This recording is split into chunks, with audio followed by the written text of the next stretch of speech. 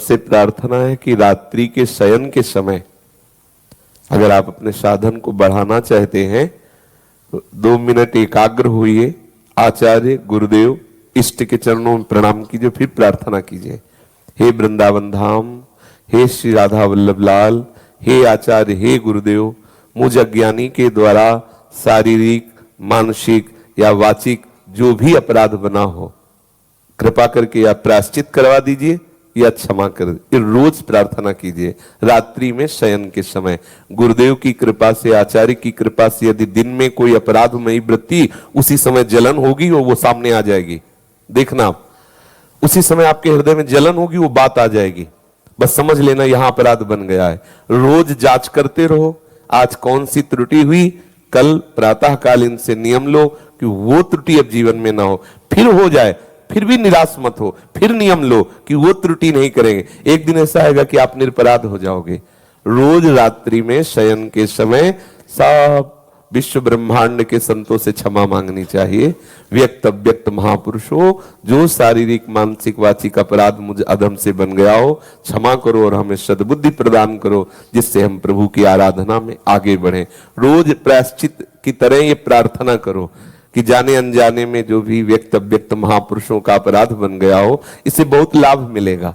कहीं न कहीं हम देहाभिमानी, कहीं न कहीं कोई न कोई दोष बुद्धि कर बैठते हैं, भले ना बोले पर अंदर से कर बैठते हैं। तो रात्रि के शयन के समय हम ये सुधार करें कि रोज की रोज हम प्रभु से प्रार्थना करें कि शारीरिक, मानसिक, वाचिक, हे गुरुदेव, हे आचार्य, हे प्रिया प्रीतम, हमसे जो भी शारीरिक, मानसिक अपराध बन गए हो क्षमा करो या प्रायश्चित करा दो। मेरे हृदय में दिखाओ कि मेरे द्वारा क्या अपराध बना, उसका क्या प्रायश्चित हो सकता है, वो मुझे दंड दीजिए, पर मेरी बुद्धि ऐसी शुद्ध कर।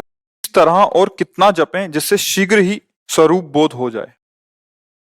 प्यास ऐसी हो जैसे कई दिनों से किसी को पानी ना पिलाया जाए और फिर रबड़ी रखी जाए उसके सामने, तो उसके सामने 56 भोग रखे जाएं, वो क्या करेगा? नहीं पिएगा। उसकी चाह होगी कि केवल पानी पिला दो।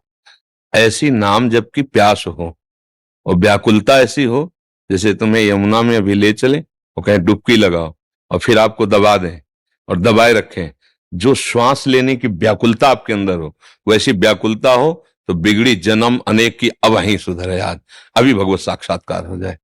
व्याकुलता हो ऐसी जैसे यमुना में डुबोने पर, श्वास लेने की चेष्टा करने पर फिर दबाया जाए, वो एकदम श्वास के लिए व्याकुल हो रहा है, प्राण व्याकुल हो रहे हैं।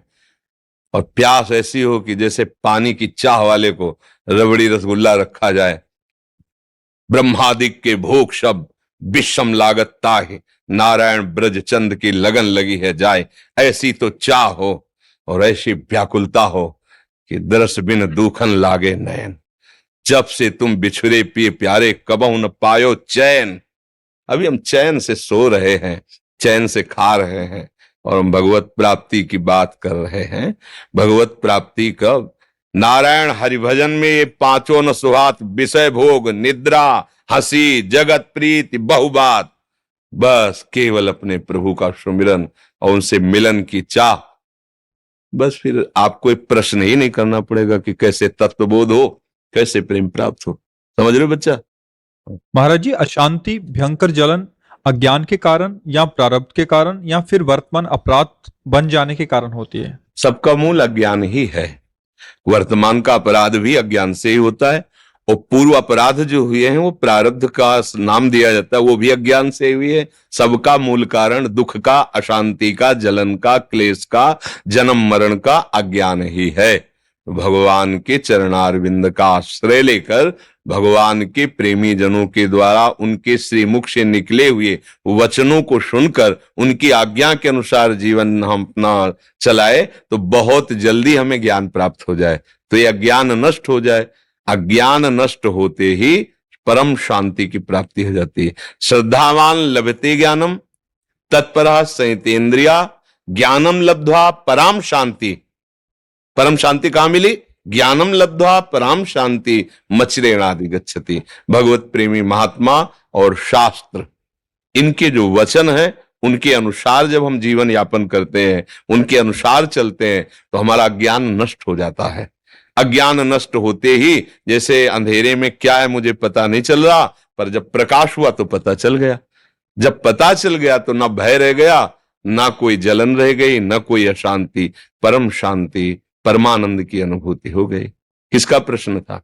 हाँ, अच्छा, खूब नाम जप करो, भगवद आश्रित रहो, माता पिता की सेवा करो, अभी नई अवस्था है, ब्रह्मचर्य पर दृष्टि रखो, गंदे आचरणों की वृत्ति वाले लोगों का संग न करो, दृश्य न देखो, वैसा बात न करो। बड़े भाग्य हैं जो आप परमार्थ संबंधी जिज्ञासा रखते हैं, पर इसकी अनुभूति के लिए जैसा आदेश हो गुरुजनों का, शास्त्रों का, वैसे चलने पर अनुभूति होगी। प्रश्न करना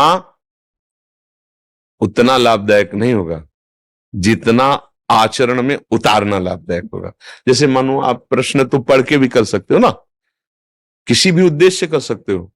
आप प्रश्न, शास्त्र अगर पढ़े लिखे हो तो शास्त्र पढ़ लो, आप उसका प्रश्न कर दो, तो आपकी बड़ाई भी हो सकती है कि बहुत सुंदर आपने प्रश्न किया। पर वो आपको लाभ तभी मिलेगा जब आप अनुभूति में लाए। प्रश्न करना और उत्तर दे देना ये दोनों बाहरी विषय है, अनुभव करना ये शांति का विषय है। प्रवचन करने से और प्रवचन सुनने से परमात्म तत्व की प्राप्ति तो नहीं हो जाती ना, उसकी बातें हम समझ जाते हैं, ऐसा करना चाहिए, ऐसा नहीं। पर अनुभूति तभी होगी जब वैसा आप चलोगे, वैसा आप करोगे। नहीं तो फिर जैसे वेद उपनिषद में लिखा है, नायमात्मा प्रवचनेन न लभ्या न मेधया न बहुना श्रुतेन। बहुत प्रवचन करने वाले को भी ये नहीं होता जो परमानंद की, बहुत सुनने वाले को भी नहीं होता, बहुत बुद्धिमान को भी नहीं होता। होता किसको है? जिसने वर्ण कर लिया, मन वचन कर्म से मुझे भगवत प्राप्ति करनी है, और जैसा भगवत प्राप्त महात्मा कहते हैं मैं अक्षरशः वैसा चलूंगा, चाहे प्राण चले जाएं, मैं उनके विरुद्ध आचरण नहीं। अब बात बन गई, स्वीकृति हो गई, अब आप आगे बढ़ जाओगे।